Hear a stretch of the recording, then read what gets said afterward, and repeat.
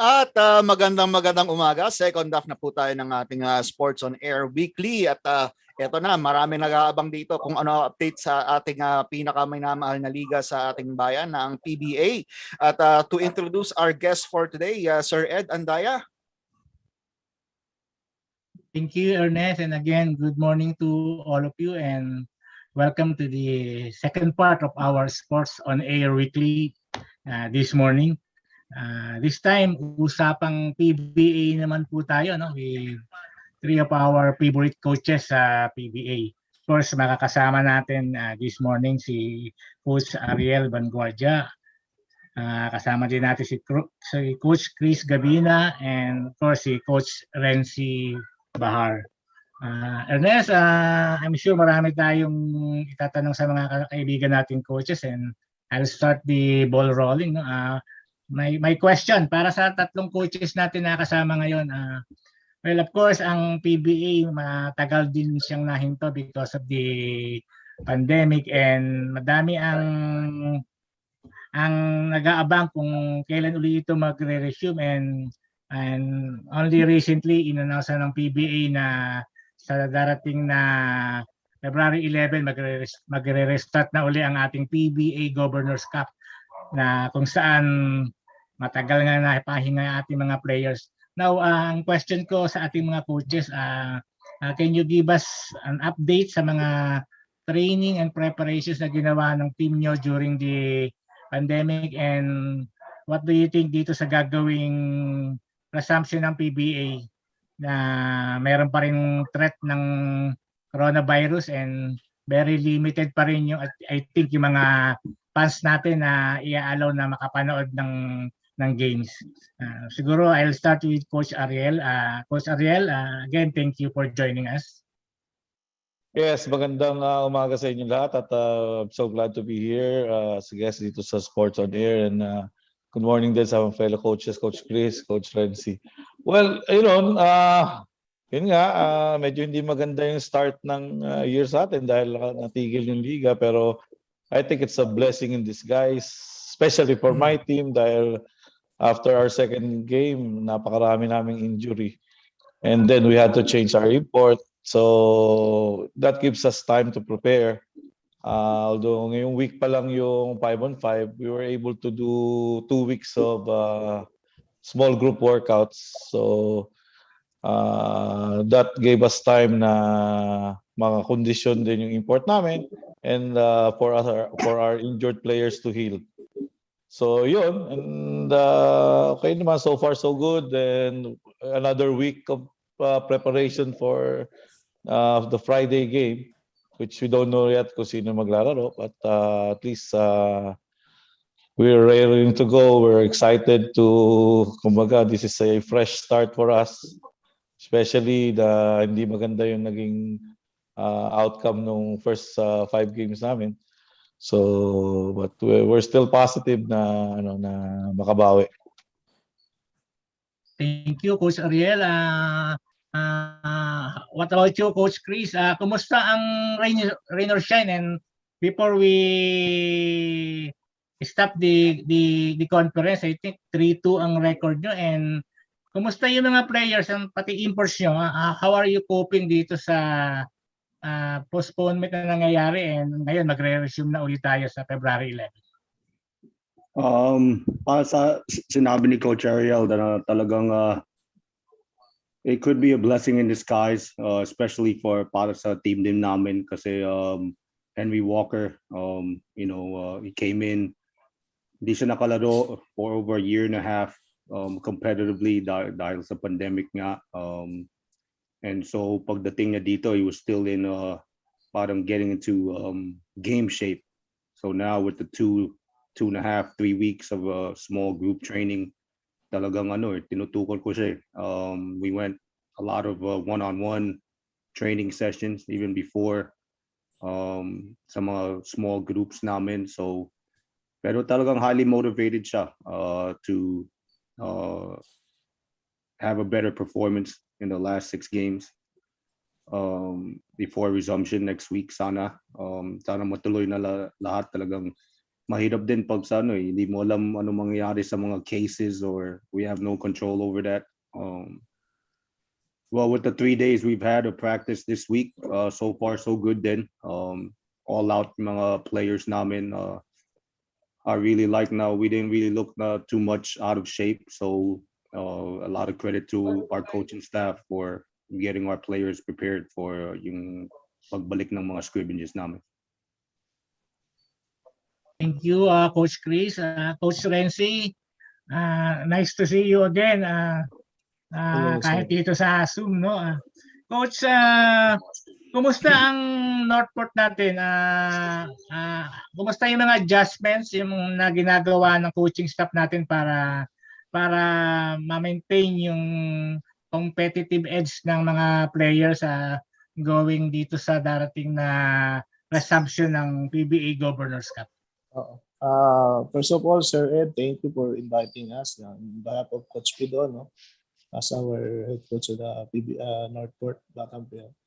Right now, as the same as Coach Chris and Coach Ariel, it's a blessing for us also na medyo na-delay yung resumption ng PBA ulit because we changed our import. Kasi after our second game, yung import namin medyo na-injury. So hindi na nakalaro. So we played 2 games without import.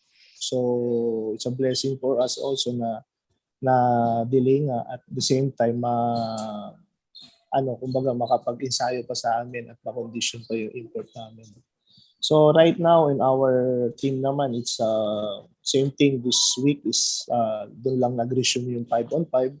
But a week before that, we have a small group din practicing. Then it's mahirap kasi hindi mo kumbaga yung small group is hindi mo yung mga gusto niyo maipasok eh. So this week, doon lang kami nagkaroon ng chance na simula ulit at the same time to be ready in this coming resumption of the PBA this coming February. So yun lang. Thank you, Coach Rency. I have another question bago ko i-turn over yung floor sa mga kasama ko. No? Sa tatlong coaches na rin natin, no? Coach, ang isa sa mga hottest issues right now sa PBA is yung pag-implement ng pre-agency rule na kung saan maraming teams ang naapektuhan. No? We're talking about sa mga players na pumasok sa PBA nung 2014. No? So after 7 years, they're allowed now to negotiate kung wala ng kontrata. No? Can you tell us your thoughts about dito sa pre-agency na ginagamit ngayon sa PBA? Well, ang nabanggit ni Commissioner Willie Marshall na still under review pa rin itong pre-agency rule at kung maganda, kung makakatulong talaga sa liga, magpapatuloy yan. Kung may mga pagkukulang, inaasahan na maaayos. And also, last week na panauhin namin si PBA legend Mon Fernandez and sa part ni Commissioner Mon Fernandez, he is very much in favor sa pre-agency. Sa inyong mga coaches, what can you say about dito sa pre-agency na naapektuhan ba yung teams nyo and ano ang mga plano nyong gawin para makatulong sa teams yung bagong ruling na ito ng PBA? Coach Ariel? Well, itong pre-agency, it really favors the player na makakuha sila ng magandang kontrata, na magkaroon sila ng choice kung saan nila gusto maglaro. Although this year, hindi pa kami masyadong affected dahil wala pa naman kaming 7 years na although si Justin Melton bago lang sa amin, but we were able to keep him kahit nandun siya sa grupo ng 7 years. So we had a good talk with him. Yun lang yung medyo close namin. Kumbaga yun ang naging experience namin with the 7-year-old. But next year, we'll have some players na magsa 7 years. So doon namin ma-feel yung yung pagkawala or 'di ba? Or kung aalis man yung player. But well, there's yun nga, dahil nangyayari so far yung mga high budget teams yung nakaka-afford na malure yung player na coveted player, yung free agent player. So siguro pag na-review ng commissioner's office down the road, maybe magkaroon, you mentioned nga na guess nyo si El Presidente, there was a rule before na hindi pwedeng magkampi si Abet Kidabe at si Mon Fernandez. So maybe just magkaroon ng rule din na yung mga top point guards, maybe name the top point guards, top wingmen or top big men na they couldn't be in one team, or two of them or three of them can't be in one team, just to keep the parity of the league. And yun naman sa halimbawa you're loaded with players, like some of the teams are really loaded with players, maybe you have to make a choice now. If you really want this guy, this free agent, you have to make a choice. If he's one of the key players, let's say Pringle and Castro and Mikey Williams, let's say. So let's say you can only have two of them in one team. So you have to drop one if you want to really allure a guy like Stanley Springer. That's just an idea na nakikita ko na just to keep the parity. And kami, yung mga independent teams, dahil ito, 3 independent teams yun nandito, magkaroon din kami ng chance na, di ba, kung wala naman kaming Stanley Pringle at saka wala kaming Mikey Williams and Jason Castro, baka sakaling mas may chance kami to land those free agents. Thank you, Coach Ariel. What about you, Coach Chris? Sa rain or shine, do you have any problems dito sa free agency rule? And if you have the opportunity, ano ba ang i-advise mo sa mga players na well, papasok na sa free agency rule? So after this year, next year yung 2015 players naman, no? So napapag-usapan na may mga risk talaga na sa players na kung mag-free agent ka, hindi ka naman ma-hire ng team na gusto mo, and meron ka ng team, hindi ka pumirma. So what do you think about dito sa rule na to, Coach Chris? Of course, free agencies is something favorable sa mga players. It gives them the opportunity to be rewarded pag gumanda yung laro nila from season to season. Let's say, for example, John Pinto, with the way he played for myself sa Kia, tapos nag-improve siya sa Blackwater, and then he really showed yung capability niya sa maglaro sa high level sa Meralco. Na yun, nasa Hinebra na yun siya. So I'm all in favor for it. As a coach, obviously, mahirap din. Parang sinabi ni Coach Ariel na you have to adjust. And I think as an organization, as a team, it's going to make you parang have a different mindset. Let's say pagdating ng draft, you really have to do yung due diligence mo sa sinong ita-target mo sa draft. Parang it's going to be a player who's going to be content with your team? Is he going to be loyal, or will he always look for greener pastures? Parang ganun yung mindset. Para sa amin naman, wala pa kaming 7 years eh. Si Ray ng Batak yata, he's going on his 5th or 6th year next year. So si Ray yata ang pinakamalapit sa 7-year rule.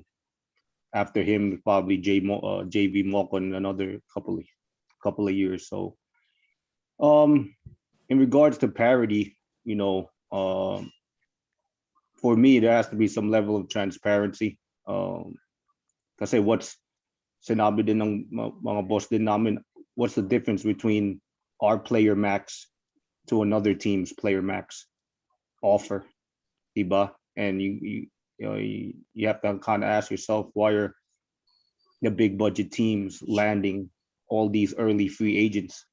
I'm sure some independent teams are offering.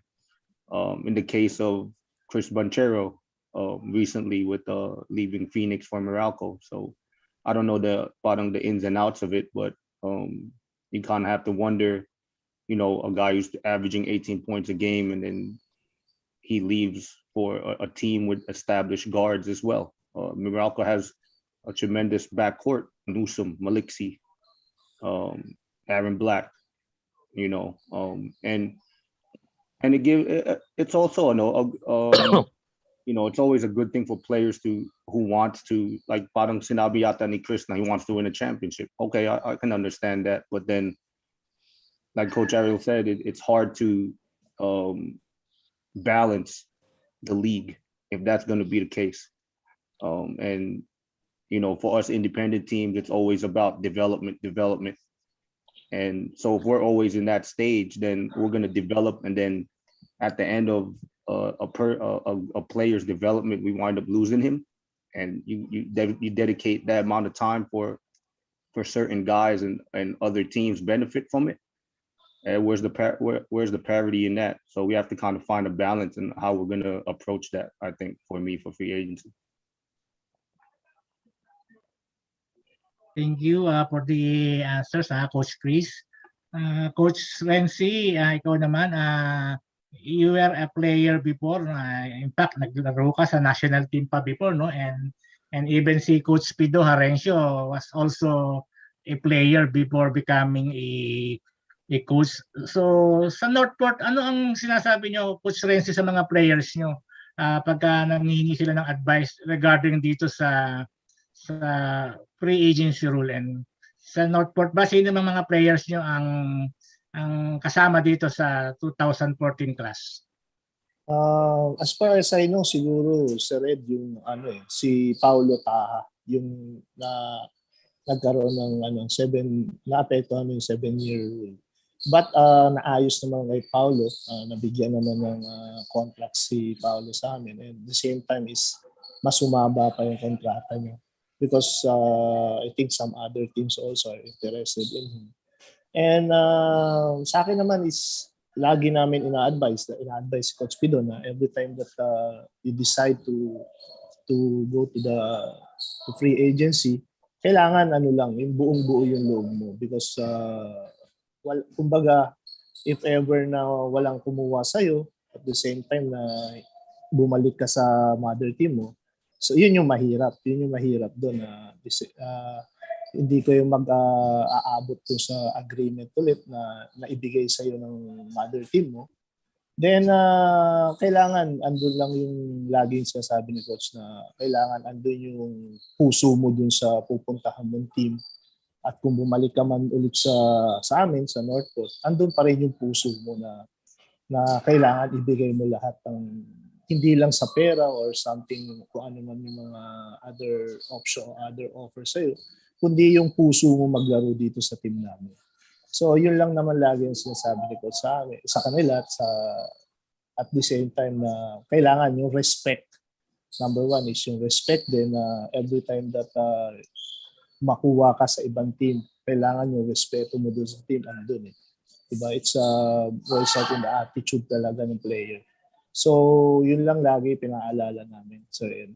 At kung ako tatanungin mo naman kung as a player before, siyempre, this is may advantage sa player na kahit especially if you are doing good at the same time maganda yung pinapakita mo. You test the free agency. Na kahit pa paano, masusuklian naman yung mga binigay mong talento, binigay mong effort sa team na kung maganda yung pinapakita mo at mabigyan ka ng magandang kontrata. So, sa akin, it's excitement with the league.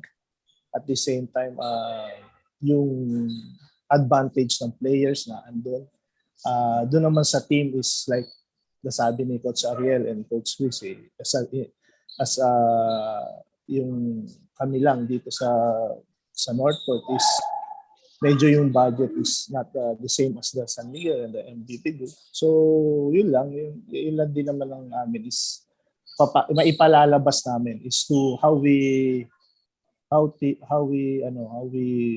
teach the players na paano maging professional. So yun lang naman lagi ang pinapasabi namin sa mga bata at develop them to their talent.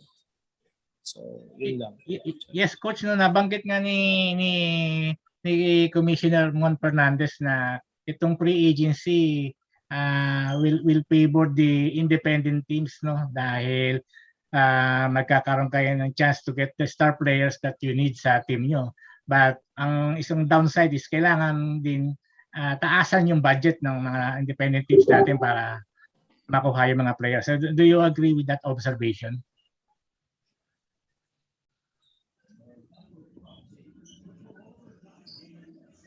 Coach Rency? Ay, sorry, Sir Ed. I agree. But same thing is like what Coach Chris said, is yung transparency also. So, transparency with the league, na kung paano yung maximum, ano ba yung kaibahan ng maximum sa independent team with the bigger company, di ba? So, yun lang naman ang sa akin. What about you, Coach Chris? Do you agree with that observation that to make the pre-agency work, the independent teams will have to spend more to get the players that you need? I've had several conversations with our team manager and head of basketball operations about that question.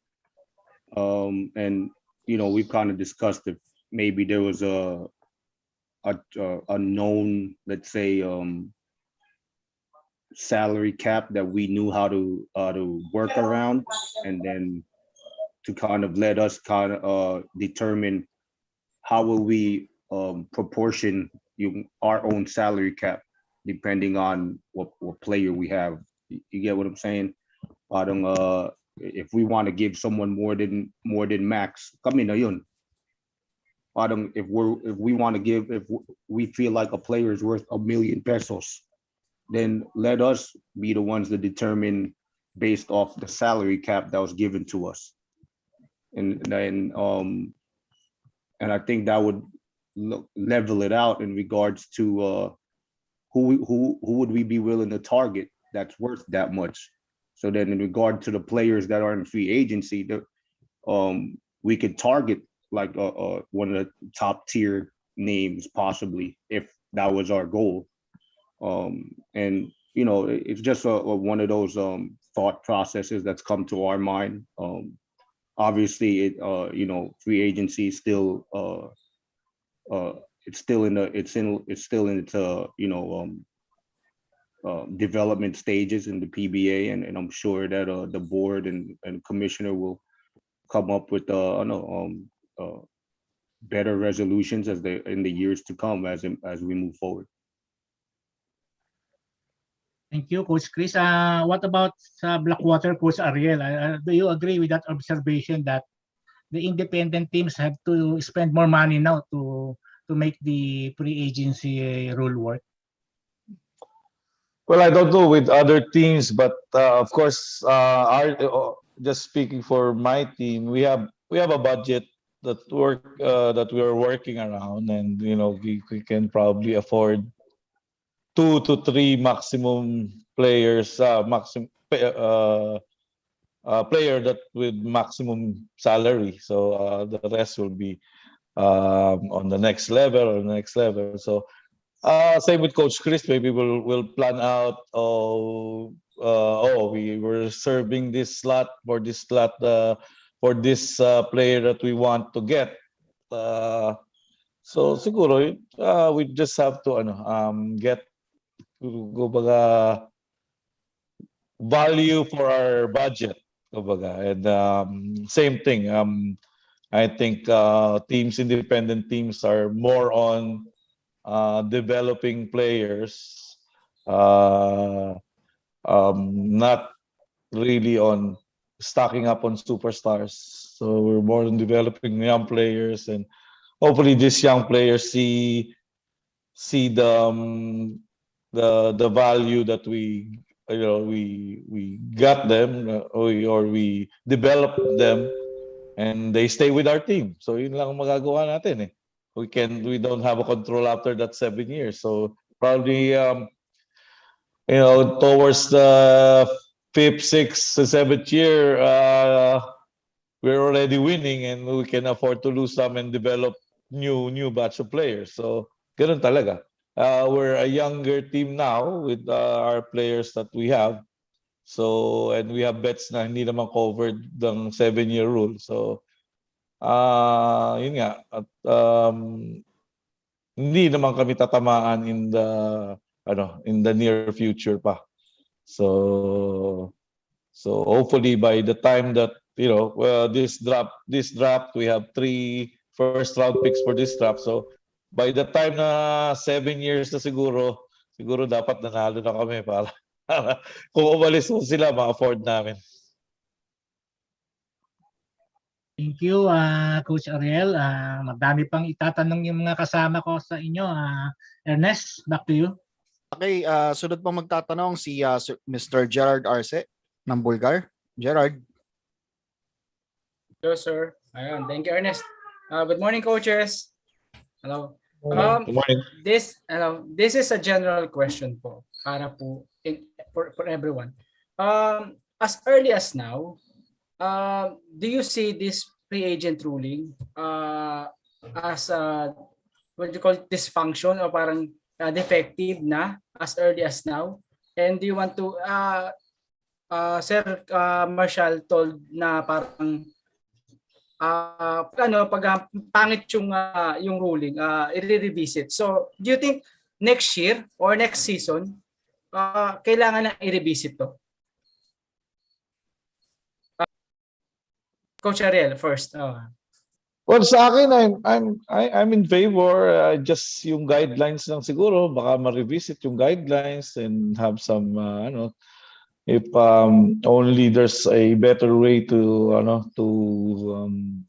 safeguard or to check the salary cap, mga ganun. So I'm all for it.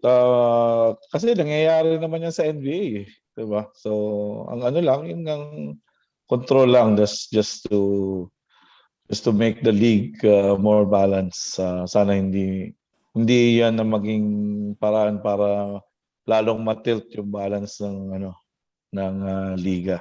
But I'm all for it. Maganda yung free agency rule na yan. It's a breakthrough it's a breakthrough rule na first time ever na in the history of PBA na magkaroon ng ganyan. So maganda yan for the future. Yun lang. Siguro may improve pa or pero wag naman alisin. It's for the players. Okay, thank you, Coach. Coach Chris, what's your side? It's just a sign of the progressive mindset ng PBA to change with the times.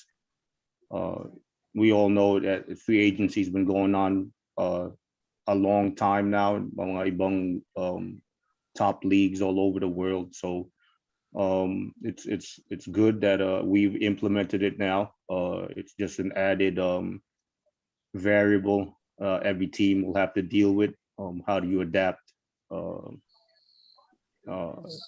Like in the NBA, there's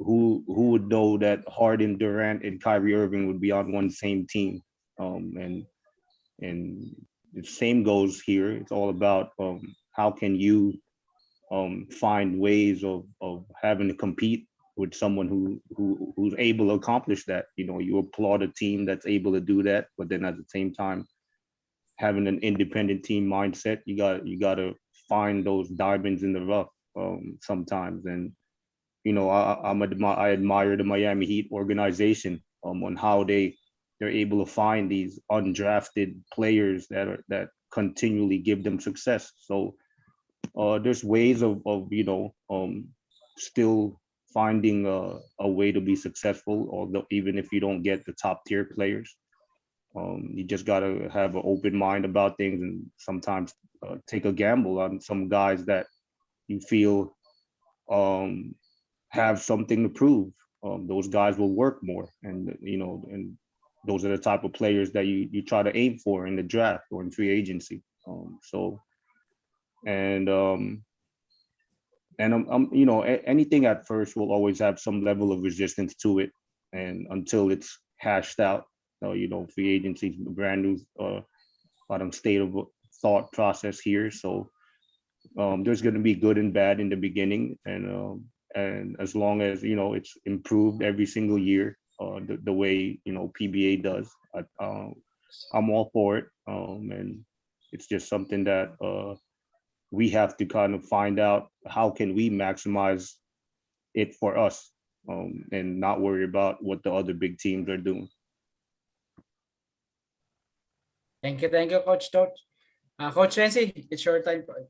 Yes, for me naman, I'm okay with the rule, no? Yun lang naman yung room for adjustment. Kasi for the past years ng PBA, walang naging free agency. Ngayon lang ulit tayo bumalik sa ganito. So yung adjustment period is hindi naman ganun kadali yun. At the same time, siyempre, every rule naman there's a room for improvement. So I know that PBA is very brilliant on that. At the same time, the program also of PBA, they plan it already. So they know how to process this free agency.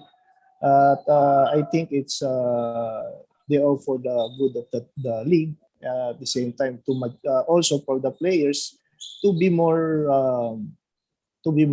persistent on their crafts, because they know that at the end of their contract, may free agency rule, may price sila na pwede nilang makuha to if they apply for that free agency rule. No? So it's very exciting to the league, at the same time exciting for the players na how we see the players to be more persistent, to be more hardworking, because they know at the end of their contract, meron silang inaabangan. So I think this free agency will be okay for the league and for the players as well. So. Thank you, Coach. Coaches, second question po, another general question, Coach. The Samaang Basketball of Pilipinas na they released some players recently. Parang si Go, Suerte, Bolanadi were picked by Terapirma, Blackwater, and etc. And Mike Nieto, and with Lex and Reno Shine. Coaches, this move po ng mga athletes from Gilas special draftees. Do you think may makukuha tayo rito? May makukuha kayo sa team ninyo dito sa mga players na to? Well, we're signing Mike Nieto from Gilas. I think he signed today. So we're extremely happy na after 3 years, we're finally able to utilize a player like Mike. I know Blackwater was able to pick some Gilas players. And international experience na idadala ng mga players na yun to their respective mother teams will pay dividends, I'm sure. And we're all looking forward to what Mike brings for us in regards to his high IQ, his motor, and his competitive nature. And iba yung confidence level ng mga players pagbalik nila sa Gilas. So I think that's going to be an added asset that a lot of the teams who were able to draft some of the Gilas players. Thank you, Coach. Coach Ariel, meron ba tayong nakuha? Meron ba tayong... Yes, Ray Suerte already signed with us. He's been practicing with us for the last 3 days. So, okay naman. His confidence level is there, and we know how capable he is. So he's a welcome addition to our backcourt, and he's very competitive, and he makes syempre yung mga other veterans compete in practice. Maganda yung competition level ngayon, and it's one thing that we're looking forward to. So, kumbaga, we're excited him joining the team. Hopefully, coach, siya na yung swerte talaga sa team na pagdating ni Ray. Yan ang inaano namin na pagpasok sakto ng Chinese New Year, na dagdagan kami ng swerte. So ito na yung lucky year, no. So swerte. Yes, Ito na. sakto. Talagang may swerte na kami talaga. Pati Seiko sana isama niya na parang wallet, no? So yun, coach. Thank you, coach.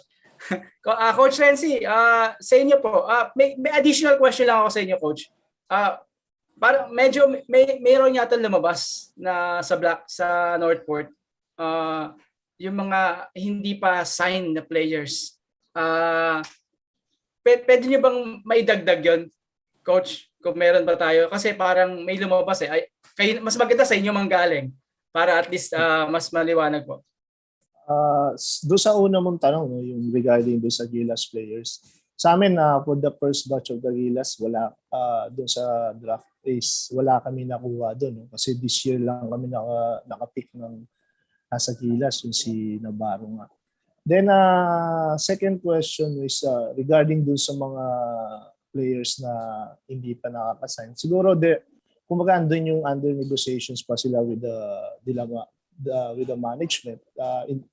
Sa part naman yan is isa kami ng mga coaches is hindi naman kami nakikialam. Between the management and the players lang naman ang usapan dyan. Kasi dito sa mga coaches, ang role lang naman namin is to recommend them for new contract. At between the contract, players and the management side na yung nag-uusap dyan. So, yun lang. Last question, sir, for the three coaches. Many players parang umaalis ng PBA, and most special this time, free agency. One of them is Adams of Terapirma. So, he chooses na parang hindi pumirma sa team niya. Then, may bulungan na he's going to Japan B-League. So, coaches, gaano kabigat, gaano kalaki yung effect dun sa inyo when this player chose to play in the other league? So malaki bang kawalan yung mga players na ito?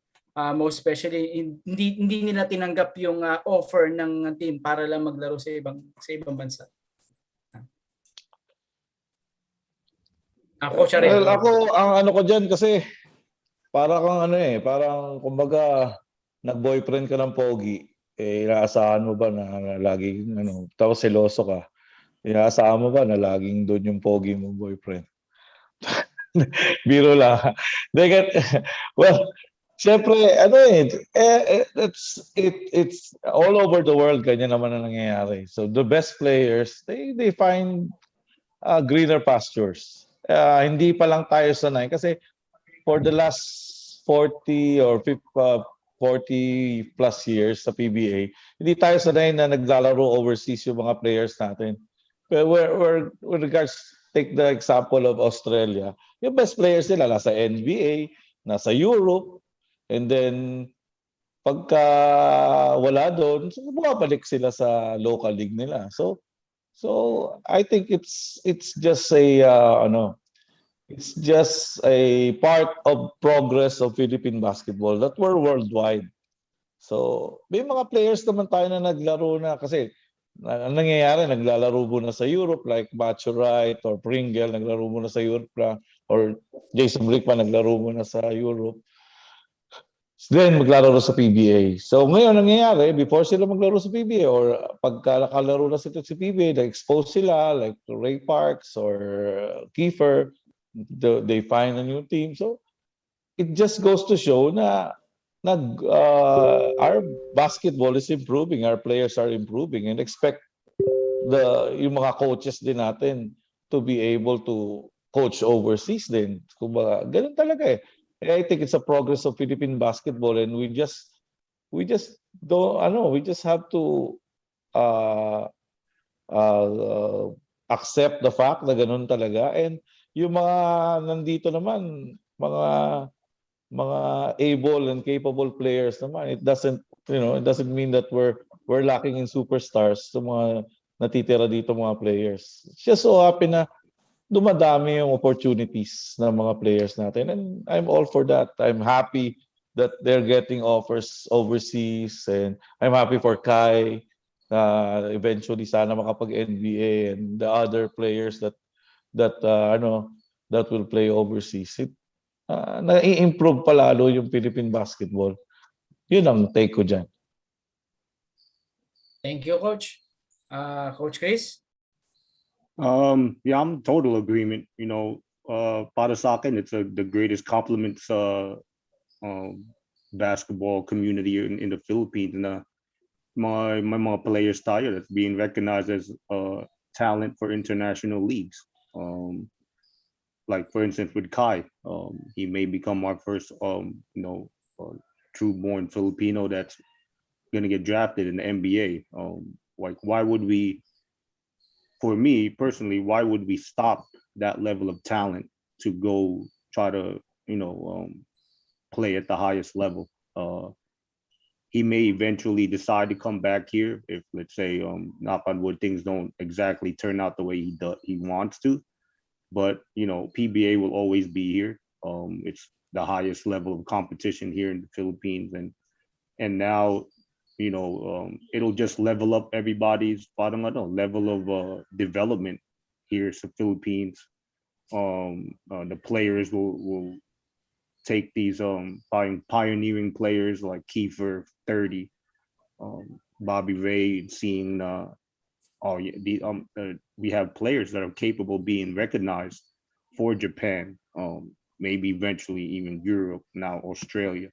Just a lot more options, sinabi ni Coach Ariel, and you can't stop evolution. This is just an evolution of Filipino basketball, and the community. Us as a community will have to really just have to embrace it and adapt. That's what life is all about, Niba. How do you adapt? How do you survive with all the changing landscapes in the world?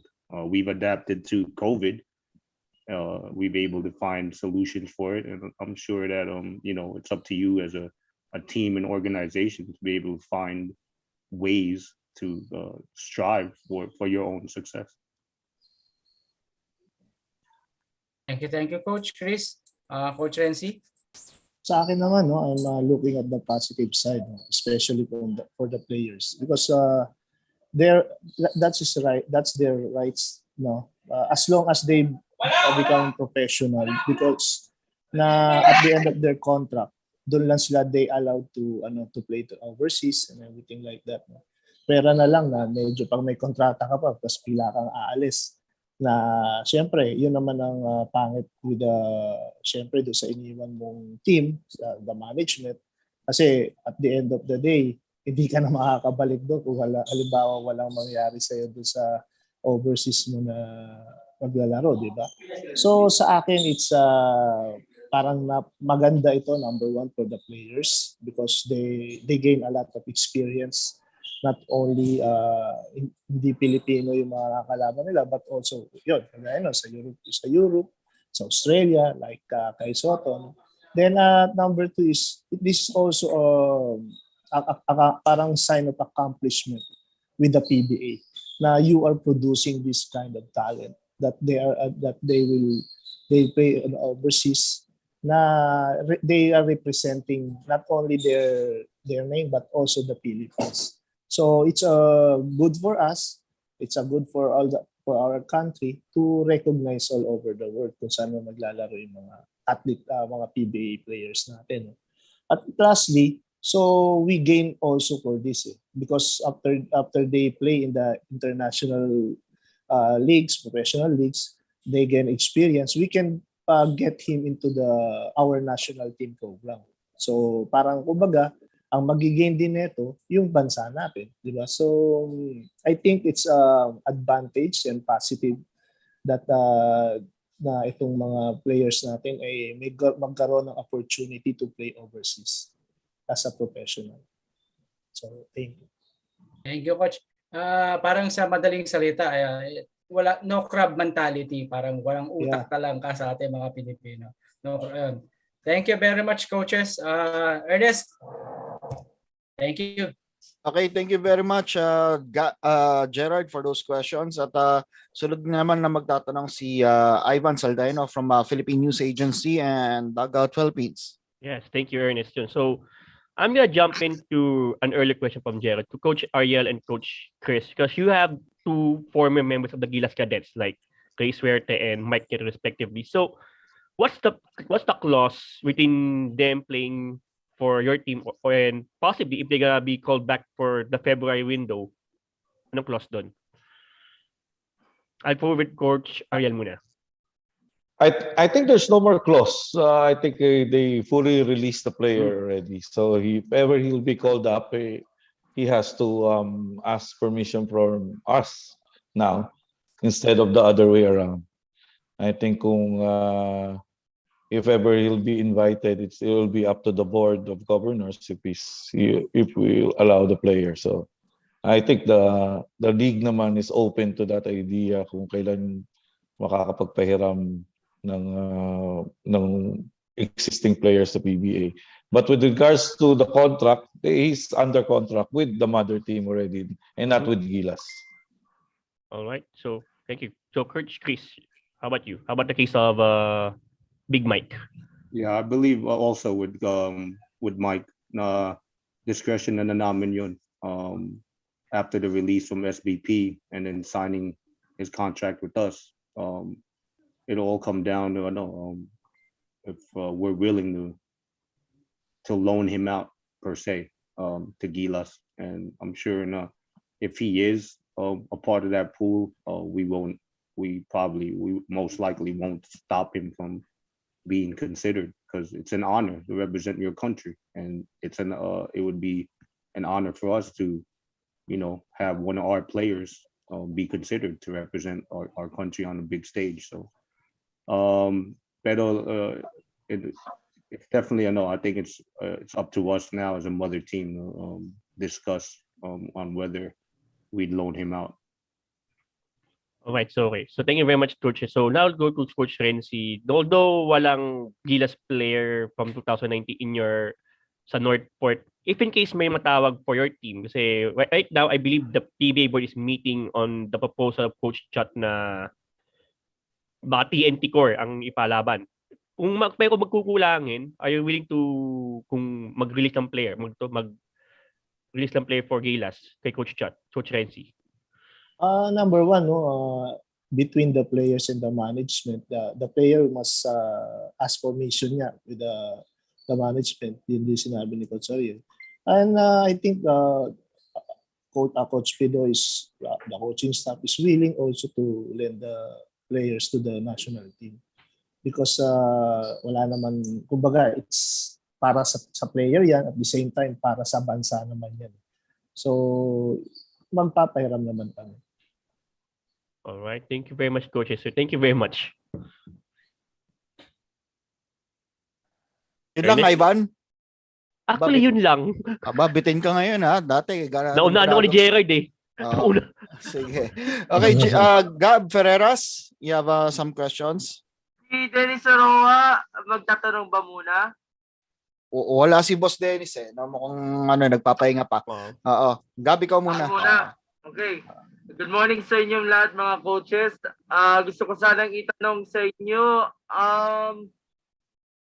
Alam natin, isang buwan yung break ng PBA. Pero paano ito nakakatulong ito? Una, sa strength and conditioning ng mga players. Pangalawa, para makarecover mula sa COVID at kahit anong injury. Ito mga players natin habang nagpapahinga ang PBA at naghahanda tayo para sa February 11 resumption. Usunahin natin si Coach Rency. While we're waiting for the resumption of the practices na nangyari nga last week. So nagkaroon kami ng Zoom conditioning program. At the same time, nag-a-attend yung mga players as doon sa conditioning coach namin. Tapos, yun lang, ang naging maganda lang din doon sa amin kasi some of our players is may mga nararamdaman din, may mga injuries. So, nakapagpahinga din sila as well as doon sa mga nagkaroon ng COVID cases, no, ng mga players. So nagkaroon sila ng time na makapagpahinga, makapag-rest. At the same time, nagkaroon din sila ng conditioning program na sinet up namin with the conditioning coach. Tapos yun, kagaya nung nabanggit ko kanina, no, it's a blessing in disguise for us also kasi we started 0-4 nga. Kaya nagkaroon kami ng time na to have more on team buildings at the same time kahit nasa Zoom kami, pag-uusapan namin kung ano yung mga dapat namin ma-improve doon sa mga natitira namin games. At the same time, dumating nga yung import din namin na inaasahan namin na makatulong sa amin for this conference. No? So yun lang, we're very positive na to this coming February 11 resumption na hopefully manalo kami at the same time magtuloy-tuloy na yung magiging magandang laruin ng mga players namin. Coach Chris, go ahead. Just as parang sa Northport, kami din nag-Zoom for about a week after they stopped yung liga in December. And you can only do so much on Zoom. Credit to my strength and conditioning coach and doing the best that he could and try to make sure we try to keep our guys in best shape they can while parang in the confines of their house. And for myself, anytime I have time to reflect, to really analyze and give myself an opportunity to see anong room for improvement namin. It allows me to synthesize and now assimilate those improvements, and that was one of the really great things of the break. Now we're being able to see to 5 games namin what major improvements we have to work on, details that we have to re-emphasize to practice, and it's all worked out for us, even from the small groups to practice, we were able to break down little actions that we wanted to really exemplify in, and that's what we're working on now in our full scrimmages. And I can see personally, our coaches really put in the effort of making sure their groups were locked in on what I wanted to focus on, and so those were really for me the major contributions of this break. Coach Ariel, you have more details about it? Well, we have plenty of new players then, and a new import, and then we got Justin Melton, and then Mike Ion will play his first game because he's coming out of injury, and then we pick up John Ambulugto from free agents. So it gives us time to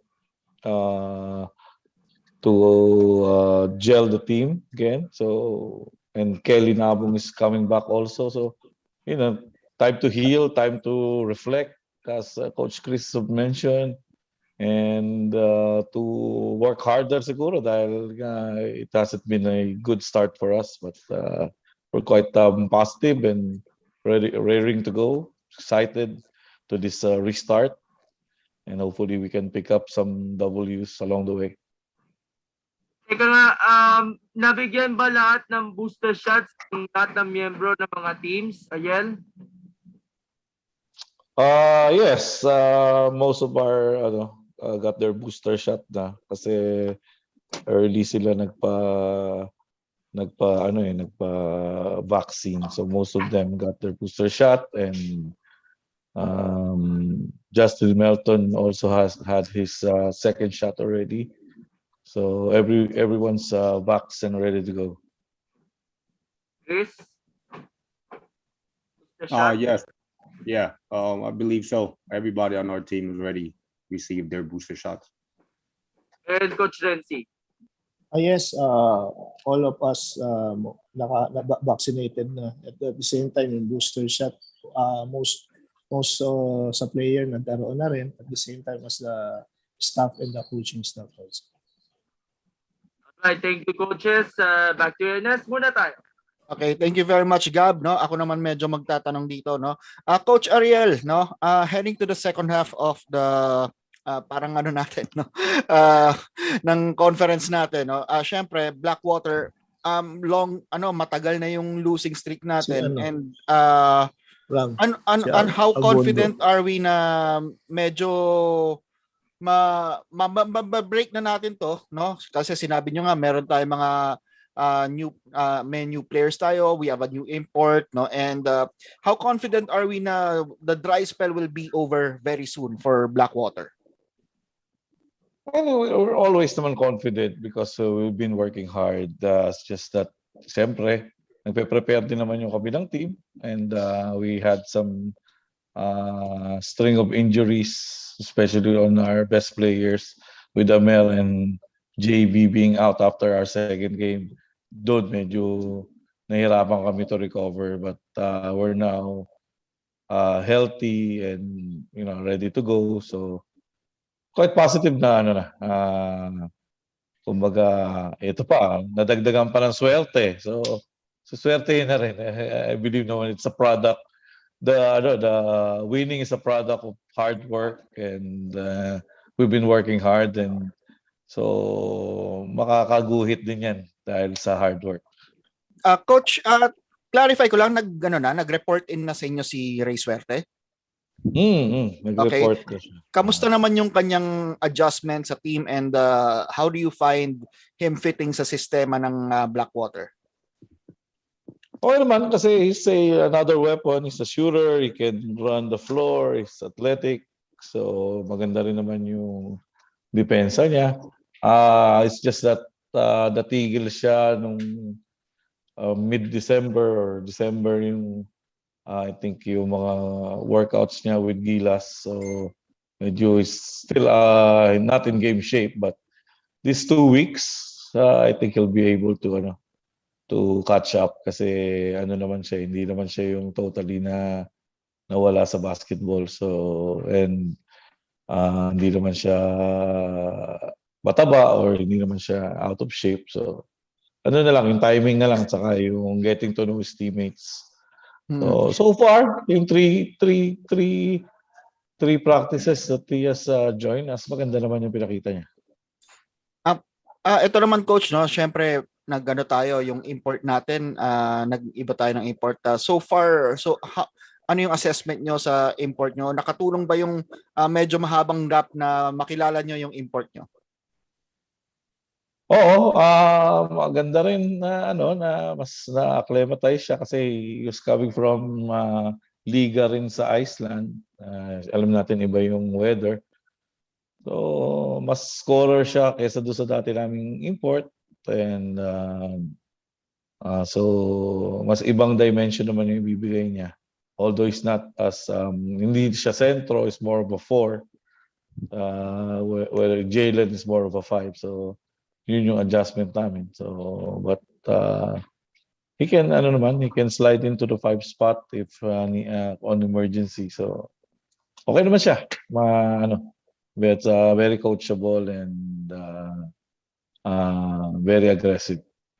Coach, yung isang binanggit yung pangalan kanina, si Ambulodto, no? Nakita ko yung journey niyan.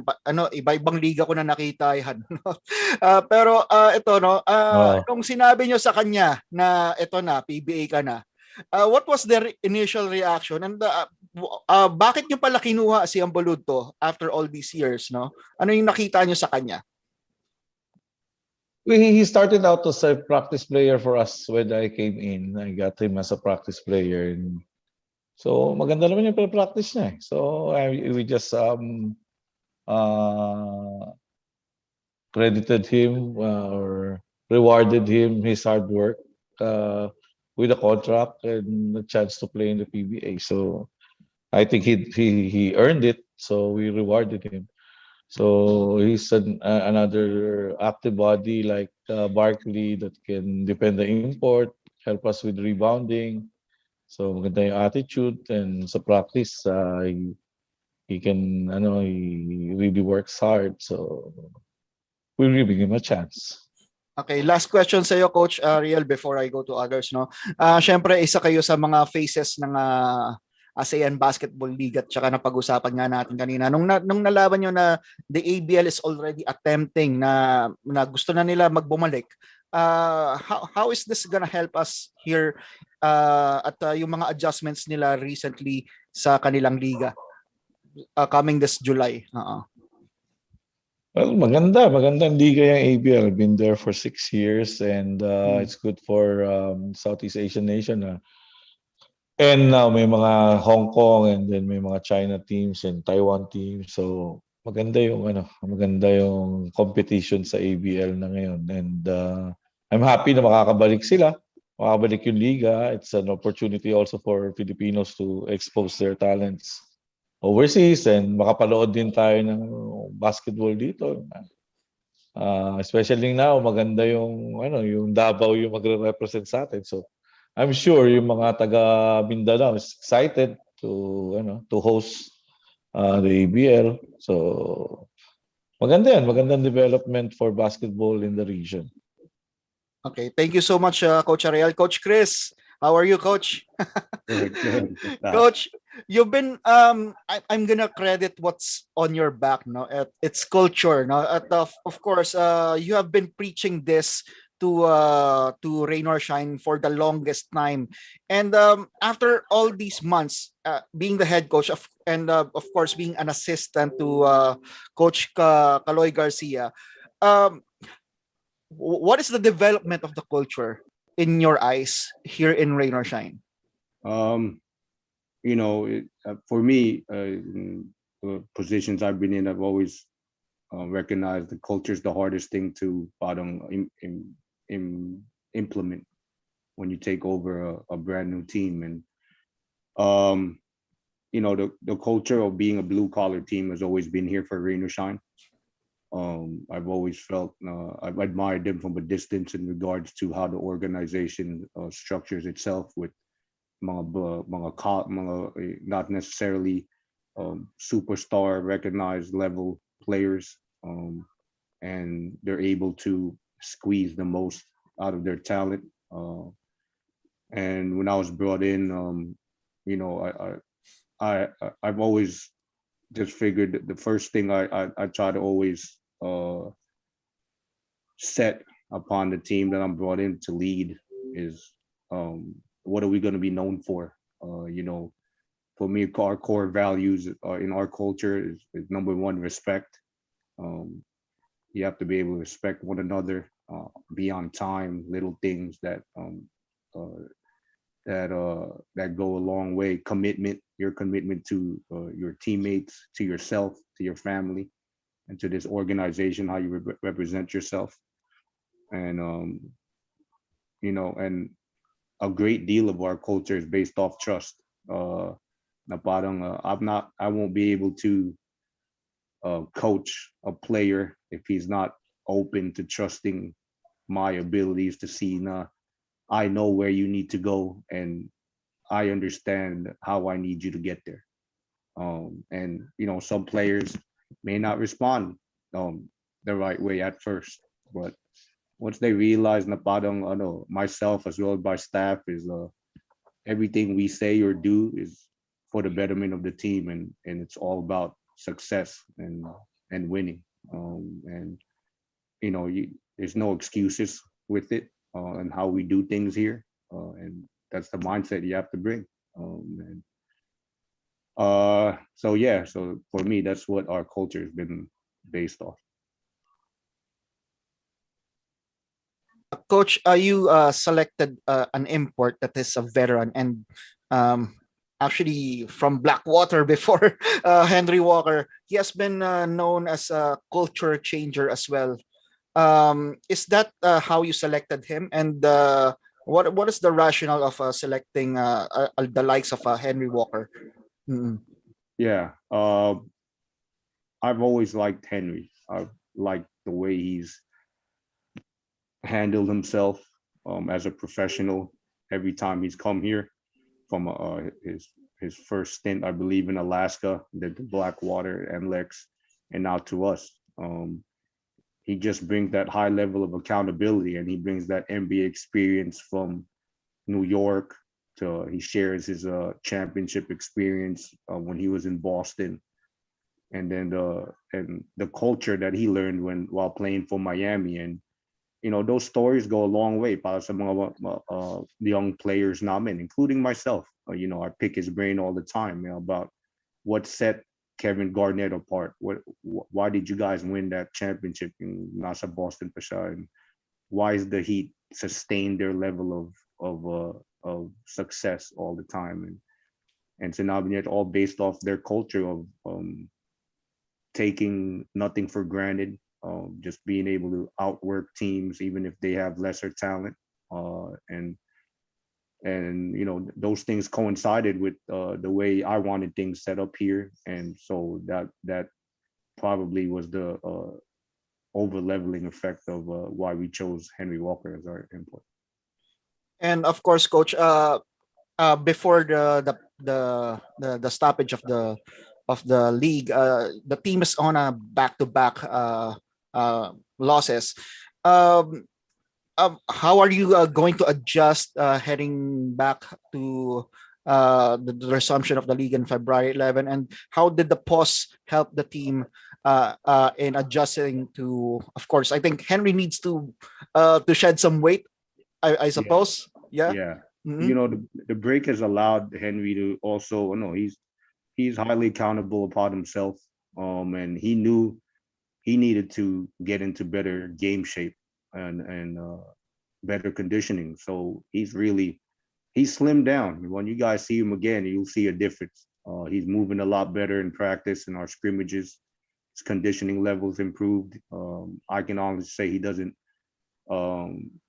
get fatigued as quickly as he did before. So and so that's what the breaks allowed him to do. And I think our guys, also being a young team, also had to adapt and adjust to him. If you see him in practice, he's yelling, he's cursing at guys, and that's something young guys that aren't accustomed to that, or even vets that aren't accustomed to that, have to be able to say, why is this guy yelling at me all the time? and for me, it's a welcome blessing, because usually it's always me yelling at everyone. So now Henry's kind of there. It relieves that pressure off of me. All right, thank you, Coach. Good luck to you in the second half of the season. Coach Rency, kamusta? Yes, sir. Kailan tayo magmamandarins kayo ulit? Pag okay na. Pag okay na.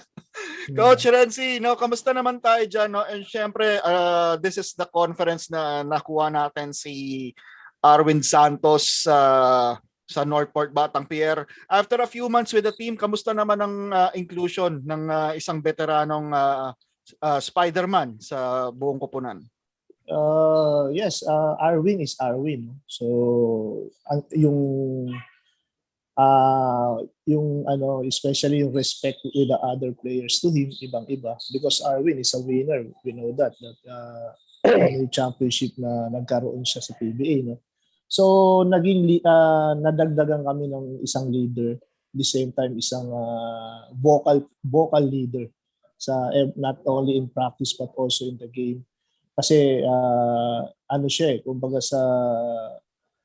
as a player, talagang siya very professional. At the same time, talagang makikita mo sa kanya why is he very successful in his career, because kumbaga gaano kahaba sa naglaro sa PBA. Makikita mo sa kanya yung attitude niya towards the practices, attitude niya towards the game, ibang-iba eh. Kaya malaking bagay sa amin si Arwin, because kumbaga andun yung respect ng ibang players, at the same time nahihila niya yung team pataas. Although this conference lang medyo hindi pa kami nakakaalagwa. Hopefully the second half of the conference makakuha na rin kami ng panalo. So Coach, eto naman no, yung record natin ngayon is 4-0 pero parang 0-4 no. O 0-4. baliktad pala no, pero yung parang ang hindi justified yung 0-4 ngayon pag tinignan mo yung effort ng team kasi karamihan ng mga naging talo ng Northport is the end game eh. Doon na Yes. natatalo. Ang since nagkaroon tayo ng break, paano ba in-address ng team to na how the team should finish their games? Number one siguro yung in terms of yung intensity namin ng buong game, not only in the fourth quarter alone. Kasi most of our game is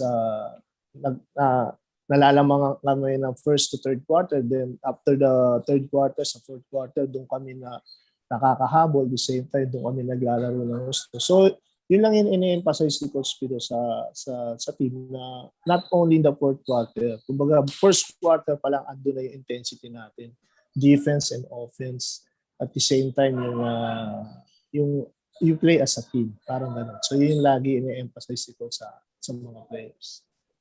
Okay, coach, isang yung rookie natin no, si Malonzo, no. Syempre maraming pinakitang actually from all Filipino ngayon second conference na. Kamusta naman ang development ng rookie natin at saka syempre mas kilala nyo na siya ngayon. Paano nyo na ini-integrate yung skills ni Malonzo sa koponan? Jamie is doing good and doing fine, no? Especially in our practices. Kasi he's very hardworking player. So, yun yung naging maganda sa kanya. Naging madali yung adaptation niya dito sa PBA. From college player, naging maganda yung pinakita niya dito sa conferences na linaro namin. At the same time, he's very coachable.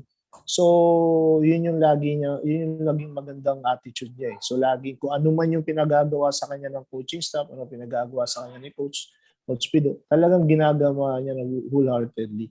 Especially, he's very hustle player.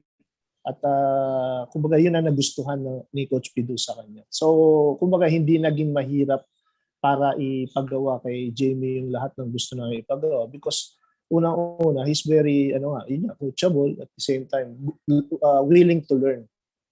Willing to learn in practices, in the game. So, yun. Kaya we're very fortunate to have him in our team. Punta naman tayo sa isa nyo pang rookie, si Troy Reich, no? Syempre, isa rin to na kumbaga mas nakilala nyo na after playing with him for 1.5 conferences. Kamusta naman ang adjustment ni Troy Reich and how is he as a locker room player as well?